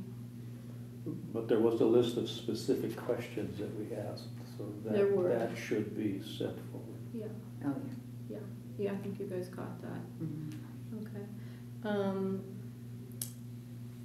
And then finally, just cycling back, would we like to agendize the topic of reviewing, and I think it could also be a exploratory Yeah. topic, right? Or we wish to be able to agendize the topic of seniors who are unhoused in our community, and it's something that we're going to explore together on at the next meeting. So Right. that could involve research, and so on. So, do we need to formalize the statement? It's there? No. You got it. Putting it on the next agenda. Okay. And it would be really great if I will work your with you agency to could share some. Make sure we capture. Isn't there a process if it's a subcommittee? There would be, if we were to have a subcommittee or decide to create that, Yeah, so then this is just an open discussion. exploratory, for now. yeah, Because that was correct. I'll try and you know, so. get more information for the Well, okay, then in that case, let me just double check, did everybody, I think that we did it. Next meeting date is, hold on, October 10th. wait, Is that Tuesday? Oh, excuse me. October the 15th, wait, what did you second, say? it's the second, third, it's the second Second Thursday. Tuesday. October Second 8th. Tuesday. Second October Tuesday. 8th, Second Yeah. Tuesday. yeah. October 8th at 1. 1 p.m. Yes. Thank you, everyone, and I make a motion to adjourn. Second. Thank you. All in favor? Aye. Opposed? Okay, all right, meeting adjourned at 3:03. Thanks, everyone, for your great discussion.